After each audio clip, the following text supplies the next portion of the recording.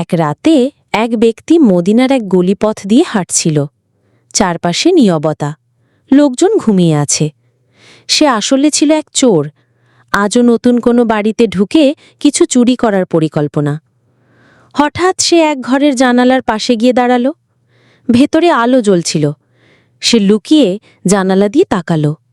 দেখল এক বৃদ্ধ মানুষ নামাজে দাঁড়িয়ে কাঁদছে। সে বলছে, হে আমার প্রভু, আমি অনেক পাপ করেছি, কিন্তু তুমিই তো গফুরুর রহিম। তুমি ক্ষমা না করলে আমি কার কাছে যাব? চোরের মন থমকে গেল।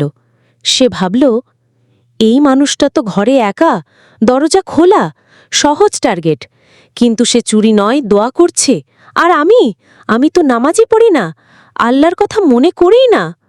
তার চোখে পানি চলে এলো। সে জানালার পাশে বসে পড়ল, মাথা নিচু করে বলল, হে আল্লাহ, আমি একজন চোর, আমি অনেক পাপ করেছি, কিন্তু আজ আমি বদলাতে চাই। আমাকে মাফ করে দাও, আমিও তো তোমার বান্দা। রাত শেষে চোর সেই বৃদ্ধ লোকটির দরজায় কড়া নাড়ল। বলল, চাচা, আপনি কি আমাকে নামাজ শেখাবেন?